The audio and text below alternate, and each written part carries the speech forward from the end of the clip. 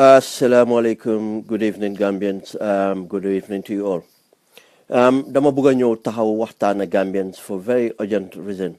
Am naa calls yu bari di worry because of their worries at di ma call, and most of my listeners call nañ ma tey di congratulate each other for all the efforts we have done to achieve what we have achieved so far.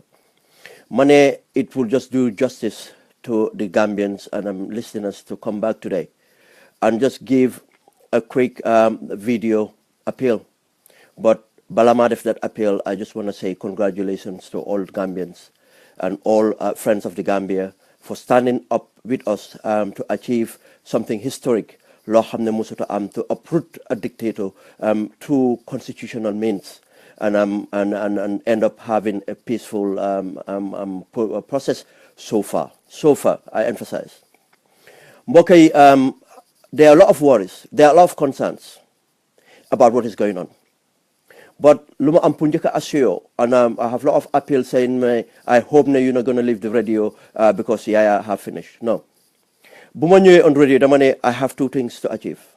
I have to contribute, to help, contribute little bit I have or I know to make sure Yaya leave that place. Secondly, I have to help to help restore peace and stability. And thirdly, I have to continue something which is my constitutional mandate and my duties as a Gambian citizen, contribute in the development of that state in whatever it takes. Okay, apart from saying by congratulations to you all, the first point, Buma Ampulal, briefly, we have achieved what we asked for, and then a people's movement. And this people's movement is very important. And Nunko am through what? Our political leaders coming together and to lead a movement. To lead and don't like it, they need a political leadership and to achieve a movement. And the struggle have managed from the diaspora to help and come up with this process, but achieved the movement. Te buñ amé the movement moo ñu jox this result. And it's very important to note ne defeat na Jammeh through a constitutional means. And we have to follow this constitutional means. Hence we never opted to take the streets. It's constitutional. It's our right to demand, but we didn't take that. We took a more peaceful process than going through a flawed elections. But through our efforts, we strategize and manage to achieve the unachievable. Tey ñun dañ binda something in the history of this world. When I woke up this morning and heard dégga BBC, dégga even the local news in England talking about the historic. The Gambia, a small country, Gambia, population of 1 million, 1.9 million, uproot a dictator who said he was going to live there for a billion years in an election which was flawed, but they managed to do it. More than in Gambia, we have something unique. Munuta am fenen because of what we are not those people. I'm not through patience and dedication and everything else. Mange appeal let's use those patience again. And you detail that leadership and let's have trust in that leadership. Te ko am any worries. Fak na ne war nañoo try channel those worries. Ñu jël that worries channel ko to people we think they have access, they have reach to the leadership. We should do that. But let us not be alarming. And let us not start manufacturing news or trying to do the dictator's job, try to destabilize the country. Amul dara lu ñoo gain from this stability. The only person that will gain is the dictator. Moo tax nag, if anybody or any platform is what it is, Ben platform water door they manufacture news about a coup, impending coup, any other thing. Su nekkoon ne they could do it, su nekkoon ne mënoon nañ ko def ngeen baala ma angale mu malaka. Ni kon duñ fa doon ega. Ni kon duñ ega di concede defeat. And I'll tell you, gannaaw yàlla the reason Yaya Jammeh concede defeat mooy the Gambian stood as a movement. Dinaa dem in depth in Tuesday. How did it happen? But to put it simply, it's because of the Gambian people. The people spoke. The people need power. Nobody else can stop us. Once we come together, waxoon nañ leen ko def nañ ko. The armed forces didn't have a choice. The IEC didn't have a choice. Because of they have to go according to our wishes. Because then Tahaw united as one. The dictator had to concede defeat. Yes. I would say congratulations to the IEC. I would say congratulations to Momar Njai and all the team that worked out and declared those results. But they would not have delivered that if the Gambian people didn't stand up ready to defend that vote. Mota damane congratulations to the Gambian people first. Congratulations to the Gambian people. Congratulations to the Gambian diaspora for standing up, the initiative and helping out financially. And how campaign and get the people out and motivate the people. Congratulations to every other Gambian. Dinane IEC, but none congratulations to the armed forces for standing up and doing the right thing. Because of what the people then tahaw put make sure name amna.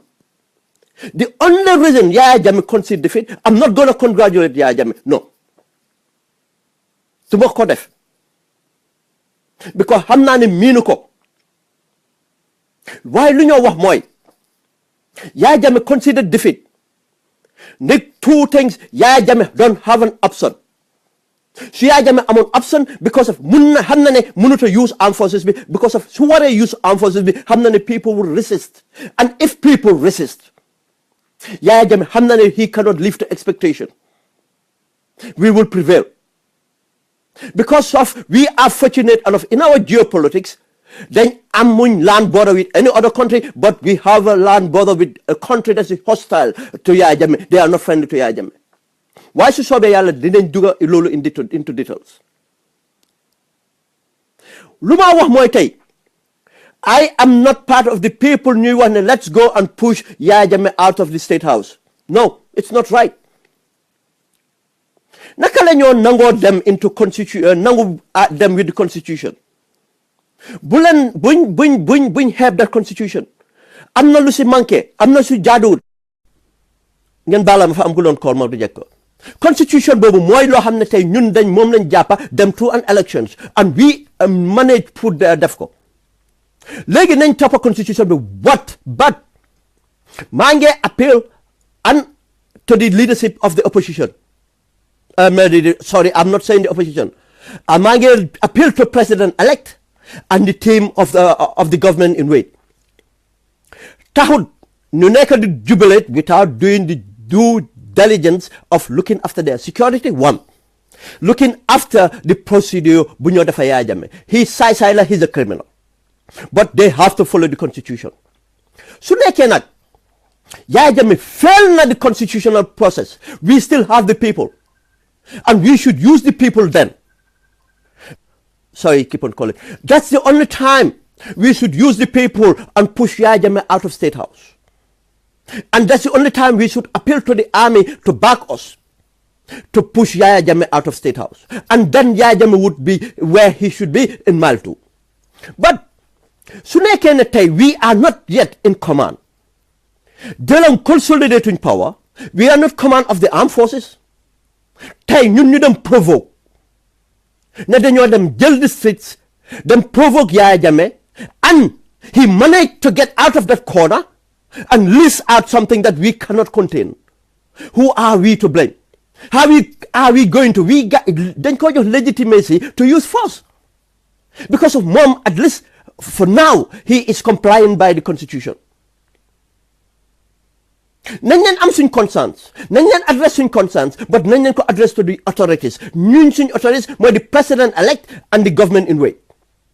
And su nekkee ne am na benn Gambian bu am expertise but to the authorities, can you please forward your experience to the authorities? Yesterday, I'm not going to get into details, buñ gisee Yaya Jammeh concede defeat, we have a security committee that was working independently in the diaspora here, made of seasonal security experts.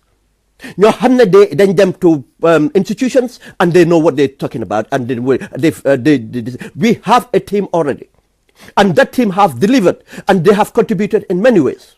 So time bi jotee, you will know that team, and amuñ benn other interest. It's just to help to liberate Gambia.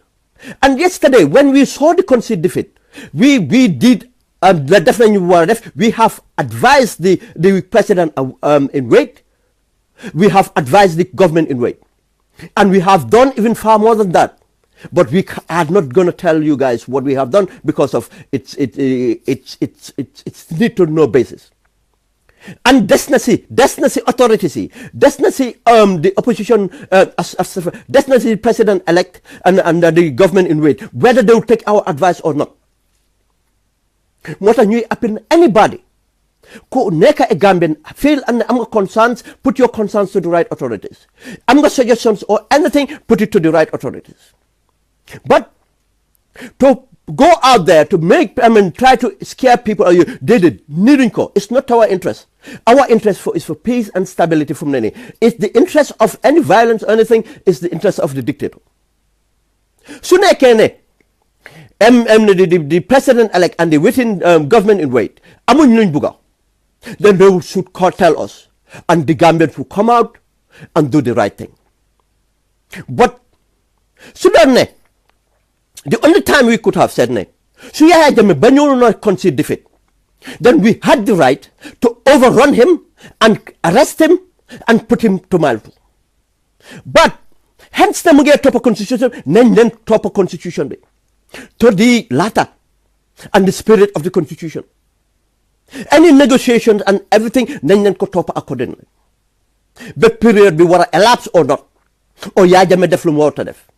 Let's keep the international community informed. All those advices have been put through. But suñ demee nag ba am a government in place and command of the armed forces, am na loo xam ne war nañ koo def. And the most important thing is the peace and stability of that nation. Mooy loo xam ne executive bi moom lañ la laaj. How do that nu ñoo defee loolu lu ñoo waxtaan la si secret. We don't want to put our cards on the table now.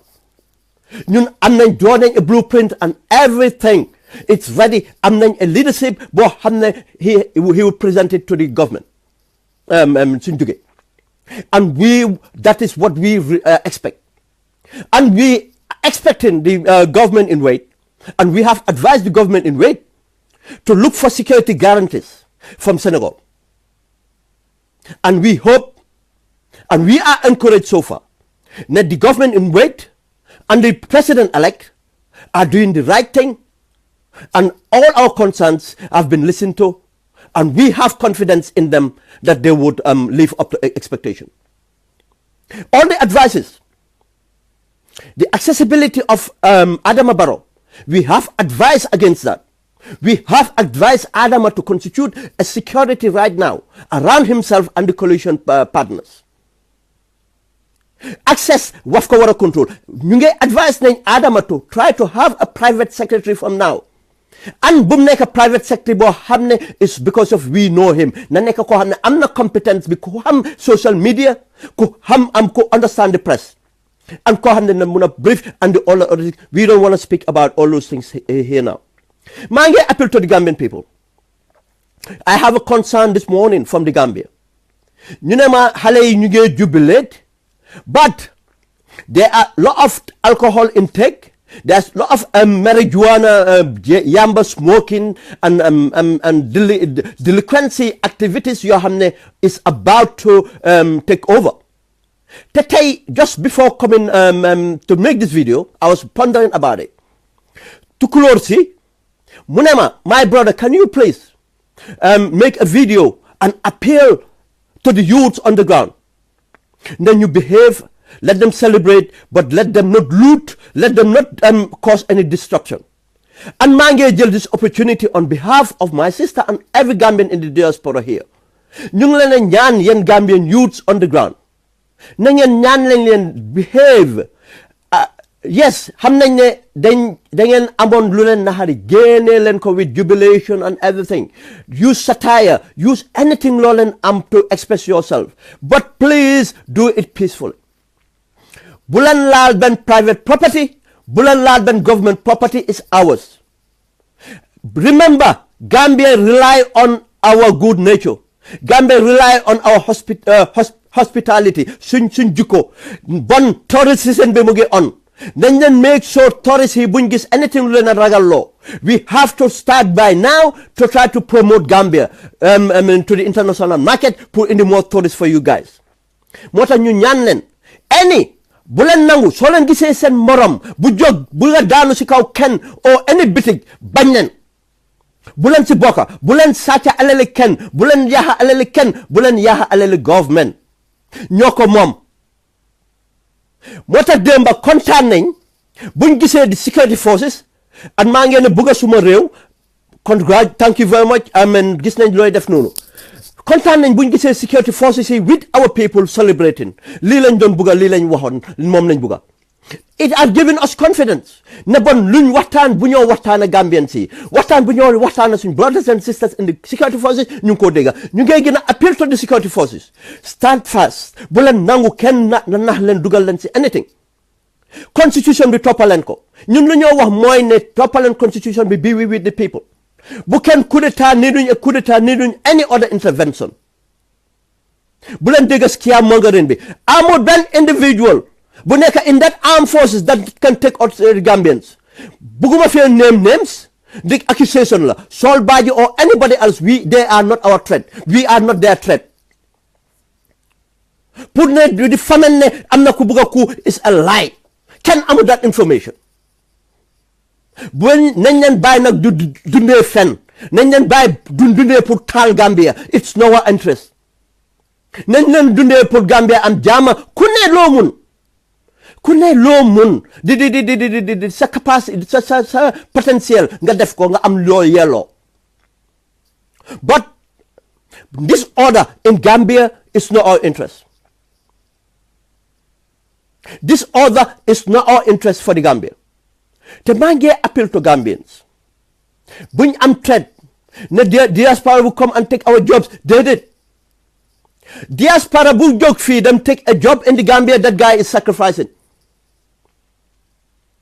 I cannot live on Gambian salaries my family cannot live on a Gambian salary right now the lifestyle they accustomed to seen needs te duma uproot my family to take it to the Gambia now because of what is is this service to my family but so necessary man Suleiman Suare I'll put my life where it belongs my Gambia so necessary man Suleiman I would go and serve my country but on a conne munna provide to my family in England be yalla def best conducive environment am push my family but I am not looking for a job in the Gambia te ñaanuma yàlla ma am reason lu tax ma war a dem South Gambia right now because xam naa the reason lu tax ma war a dem South Gambia right now is to be on the ground to def loo xam ne beneen Gambian xëj na o yeneen Gambian mënuñ koo def te gisuma ko ñun ñu ngi fi toog lu ñoo def nii ba tey ñu ngi liggéeyal Gambia ñu ngi liggéey pour Gambia bon bu benn Gambian nekk foofu foog ne diaspora bi is a threat to you ñun partners lañ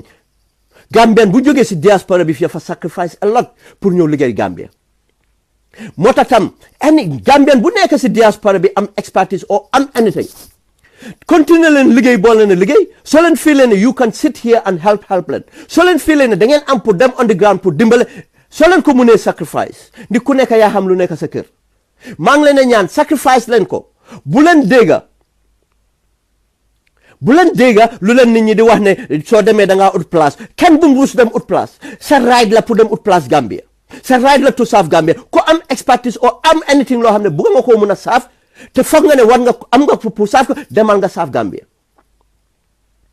te tam dëgg la nañ leen am security concerns but nañ leen jël responsibility to communicate our concerns nañ leen responsible to put our points across.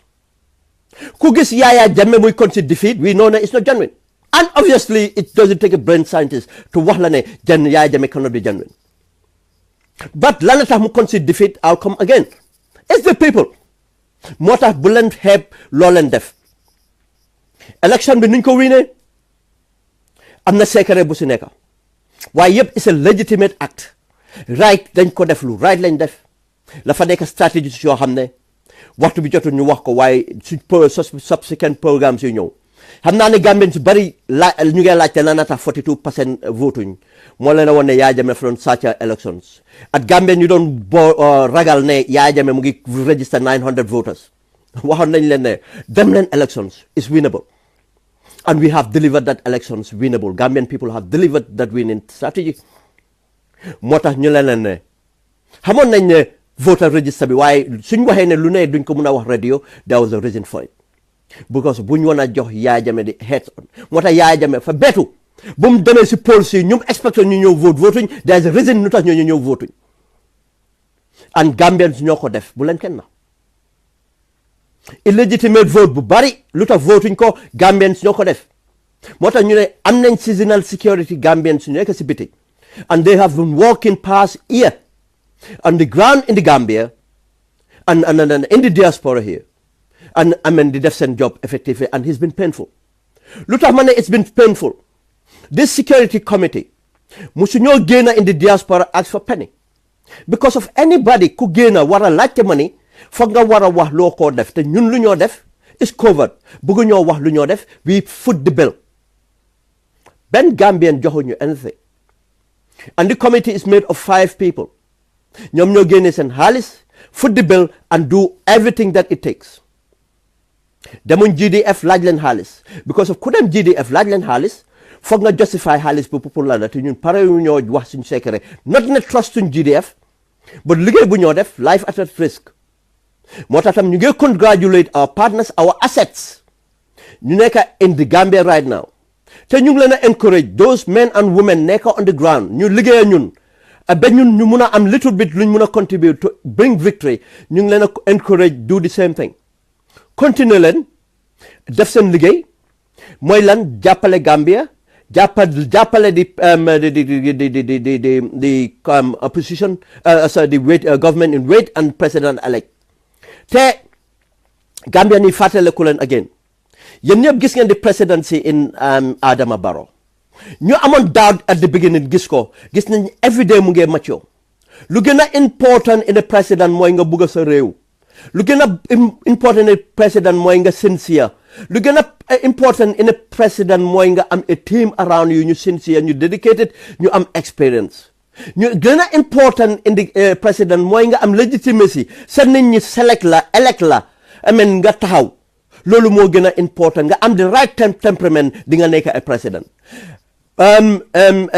Barack Hussein Obama bu moo ñëw as a president amut experience Barack Hussein Obama bu moo ñëw as president amutoon lii yëpp but la fa amoon a great team amoon sincerity in him bugg a réewam and deliver na moo tax ñun tam ñu am yaakaar ne Adama Barrow am na sincerity bi am na respect bi Adama Barrow am nañ yaakaar si moom am na the right temperament am nañ confidence in the government in wait because of am nañ experience am nañ wisdom but ñan lañ gën a am confidence is the Gambian people ordinary Gambian ñu nekk on the ground mbokk yi dañ nekk at the period of reconciliation but reconciliation adam dañu nekk period of ne foog ñu am due process foog ñu am transition boo xam ne dinañ am loi boo xam ne dañ koy toppa mbokk yi jërëjëf seen déglu an su soobee yàlla nu ma leen ko waxee liggéey bi la fa commencé man Souleymane Suaré dama come forward for 3 things ñu taxaw ñun ñëpp jàppalante pour génne fa Yaya Jammeh achieve nañ boobu léegi dañ am beneen liggéey mooy jàppale di transitional government the power sharing government buy am ñu def seen liggéey yi in the peace and stability in the level playing field bu boobaa dinañ am a transitional government boo xam ne dinañ am commissions of inquiries te commissions of inquiries is not a witch hunt déedéet dañ am accountability bu ñu war a def any disappearance bu am then will somebody should have account for it. Any mistreatment bu am someone should account for it. Any penny missing someone should account for it. Bu leen foog ne transition bi xamuñ ko government bi duñ ko xam but the most important thing about those commissions mooy dañoo draw learn a lesson and to make sure ne this thing should not happen again moo gën a important moo tax nag ma ne démba celebrate nañ waaye tey nañ leen commencé xëcca suñ loxo mbuba yi ñu takka suñ tubéy yi takka suñ malaani ñu taxaw gis nañ jigéeni Gambia fuñ taxaw gis nañ magi Gambia fuñ taxaw gis nañ ndawi Gambia fuñ taxaw nañ leen taxaw nag pare ñu pare nag taxaw liggéey suñ réew liggéey jot na ñu xam ne nag respect buñ amoon nañ leen ko continuer mbokk yi jërëjëf seen déglu su soobee yàlla nañ del si Tuesday nañ del si Friday ba yàlla def waxtu buñ am xëy na su changes amee des na si Faatu network bi lu ñooy come up with waaye su soobee yàlla nañ continuer képp luñ mun nañ ko def jërëjëf for your support. I'm overwhelmed with messages, private messages. You know, in my inbox. So I try to respond to all of your messages. And the private calls, you know, I'm not your miss now send calls. Not try to call all of you back. I mean, today one word, buma wahayensa. One is an appreciation. I'm not appreciation, and it's more for Gambia. If it takes our life for Gambia, we'll give our life. Billahi, it's nothing, and it's for Gambia. Jërëjëf, and I'm kontaan, and I'm Femi Mahoney. I'm waiting to know you. Hamna la, and I think hamna la buguma dem wahne hamna la te haumala, and hamna ne hamgama, and I am waiting for the day, Femi.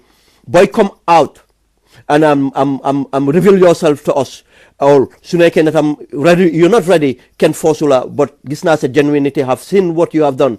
And Bortahawe, and I'm the humble humbleness, Purgena behind Mama Kande and come out bogi saying it wasn't right, collusion be more the right thing gadefko. And now we had small brother Alaji Sautam Degala Alaji, respect to you again. And Bogene Alaji Sau out of the GDC propaganda, Nanyo Japale, the coalition propaganda, the coalition be more on the right thing because of Nyunyep, yo at Femi Mahoney, blood and call of when people come together. Mota bunyo together, Gisnan Ling am. Mota Mane, thank you very much, Gambia. Thank you very much, Gambia.